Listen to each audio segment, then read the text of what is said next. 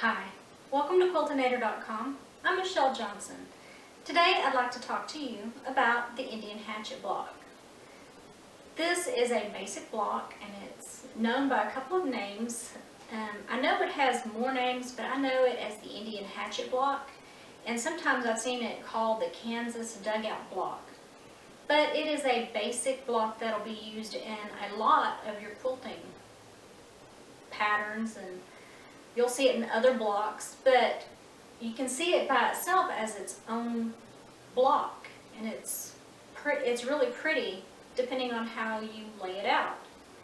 This is based on the folded corner technique where you kind of flip and fold, and I'll show you, if you need a remembrance, that all I did was whatever my base block was, my fabric, and then I drew a line across the diagonal, and then I stitched just one hair or one thread width inside, and then all you have to do is iron it over, and then you just cut off this part. But what I like to do is I take them, and you can see here that I've just done one stitch, but what I like to do is 1/2 inch in to do another seam. You can see here's the 1/2 inch, and it makes a serendipitous half square triangle. And so you just fold that open, and now you have a half square triangle, and they can be any sizes. And so here is our little block. Now, the one thing about the Indian Hatchet Block is it can be any size. You can make this any size that you want and any look that you want. So this is a 5-inch square that I had, and you can see here these are about halfway. So this, whatever size this square is, you would just measure halfway,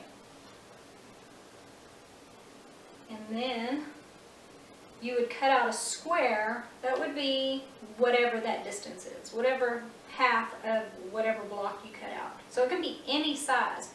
You can have a 20-inch block done this way. It just, whatever your base is. This one, like I said, is about halfway. It's actually just a touch larger, but you can see on this block, this goes in a lot farther. This one goes in farther as well. It's more than halfway for this block. So if I were to fold it in half, you will see that it goes a lot farther. So any size. This one here is almost the whole size of the same block.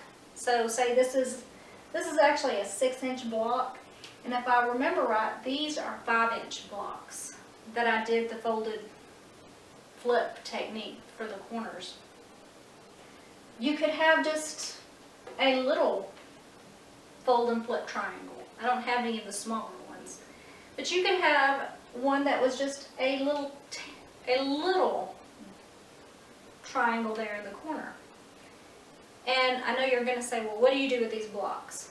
Well, we've already learned a couple of things. If you've done the mystery quilt, you will have seen that we did an X block. We laid them out in an X. You could just have, oh, I guess I should show you that if you put some of these together, if you put the X's side by side, you get what's called the X and O pattern. Some people call it the hugs and kisses pattern. But if you lay it out, you'll start to see that, okay, here you have your hug here you have your kiss, but here you have a hug. So that's one way to lay it out. Another way is, say you started making these kind of little X-y pieces, and let's just say you liked kind of how it was giving you a flying goose look. And if you put them side by side, they could go, and you can just imagine, well actually, if I put one here,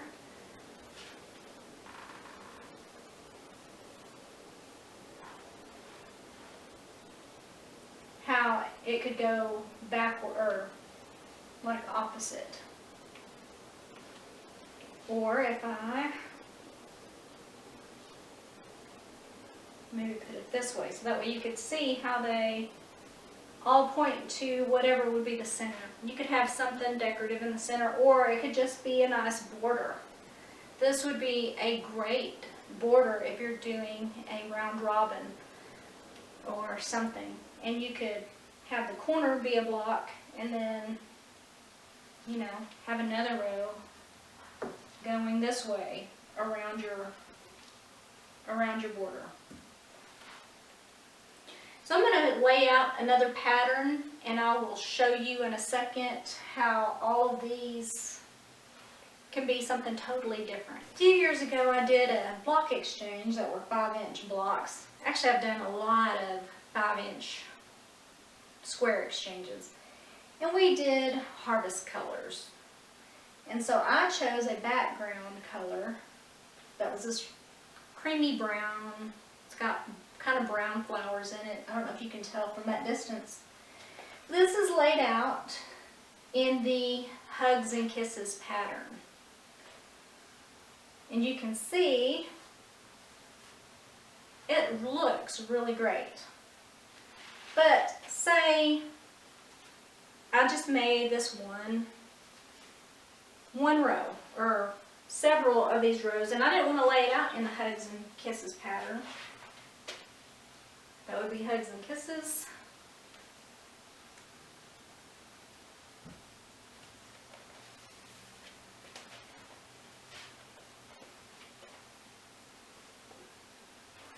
And if I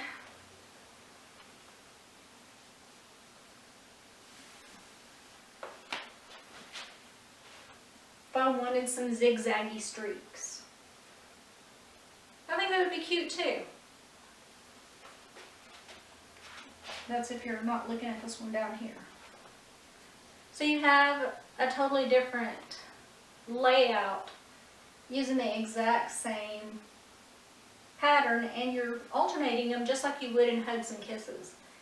So if you just flipped it the other way, you get Hugs and Kisses. If not, you get kind of a lightning strike. Let's pretend that I want the X's to just be an X by themselves. So what I would do is surround the block. Now I may not do it with something this thick, but this is an option. And you could do a little border around each. And that might look something like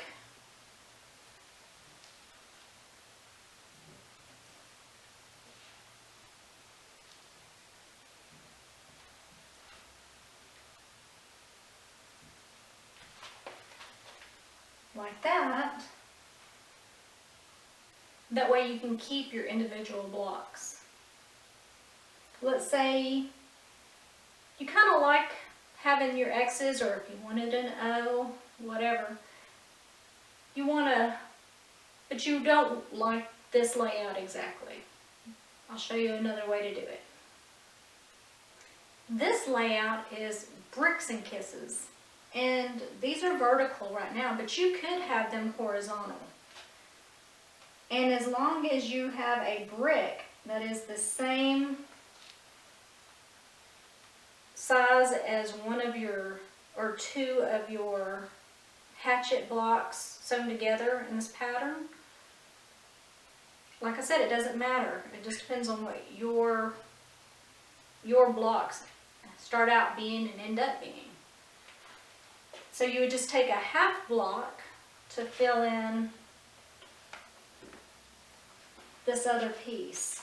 And as you can see, you would have one pattern going through where they make a line, but this other way going through, they're not going to. And that's okay. It just depends whether you like this look or not. So now we've taken our X blocks, because those are the ones we wanted to single out. And again, you could have used an O or another layout formation. And we alternated solid blocks. Now, this gives it a whole new look. I put some snowballs, which also uses the flippy fold corner technique. And these aren't the same size, but if you had your little corners the same size that met, it would give it another look altogether.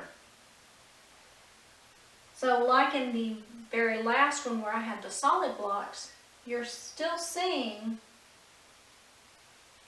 your lines that cross all the way down. And so you're completely hatched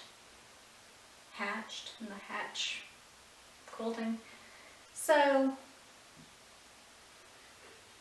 again, another just piece to a block where it looks great. In this layout, I used the same center, but on opposite corners, I just used two different colors. But I used the same two colors. And again, it turns out in a very nice pattern. Something, if you like to applique, you could always put something in the center. If not, I like it how it is. How fun is this layout?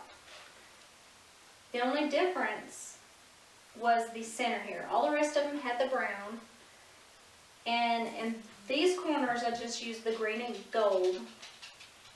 Whereas I used the green and gold here, but on the opposite, I also added in a burgundy. So burgundy and gold. Again, burgundy and green, or gold, green and gold. And you could have done, I could have done some burgundy and green. And that would have probably added a whole nother dimension to this. But I'll show you another layout. I really like this layout as well. All I did was just make sure that each column was faced the exact same way. And then the column next to it is just opposite. So it looks like there's a flying goose. But then if you look the opposite way, there's another flying goose. And so you could have two colors. And as I stood back and looked at this, it looked different from up close. So this would be, I think it would be really fun if I had done these in the green and then, you know, did watermelon seed fabric. Because this kind of color, to me these look like watermelons. They're kind of fun. And then I laid this one out, and you can see I messed this one up. This one, because it made it have a gold goose going down where all the geese were going up. So you could have green, burgundy. So that would be pretty for Christmas. And see, to make sure that they're going the same direction, these need to be the same. And opposite color.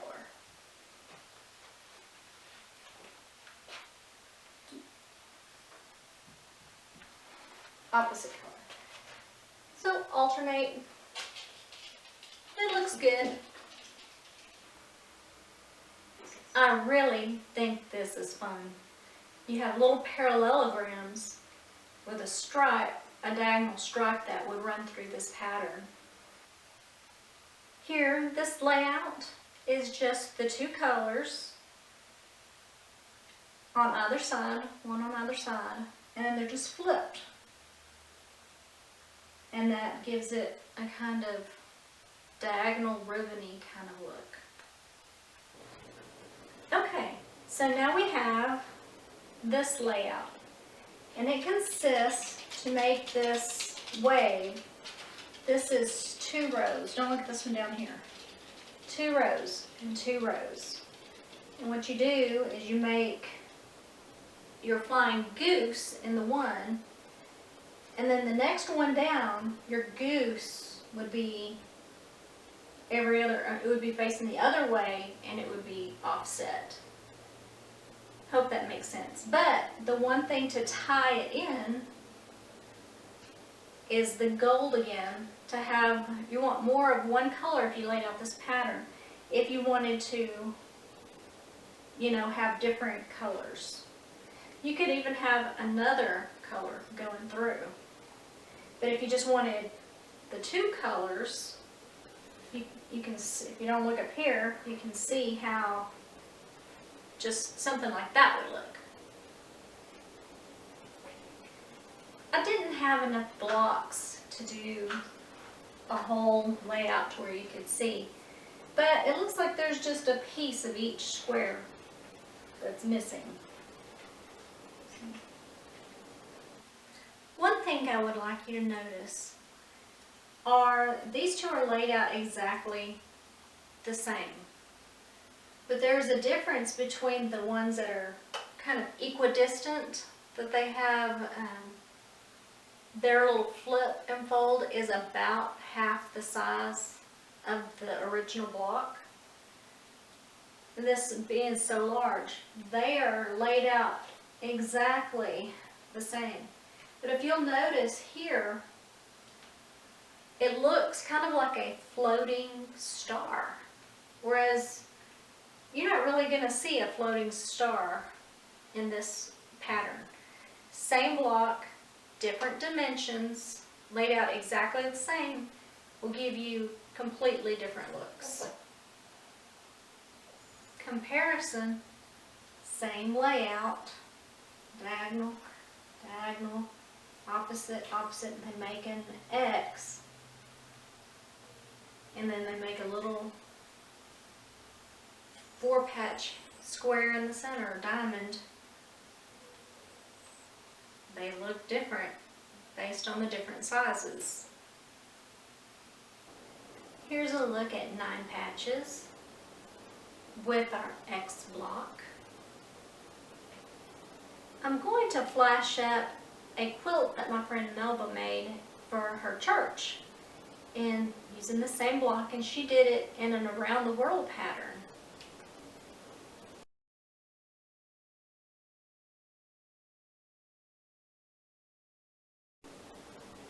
I hope you can see how versatile this little block is. It looks very simple to start, but with just a few changes, depending on how far in or over you move your little flip triangle, you really have a ton of possibilities and choices. Just with one block, you could make, you know, seriously a dozen different quilts. I'm Michelle Johnson. This is Quiltinator.com, and I am getting back to quilting.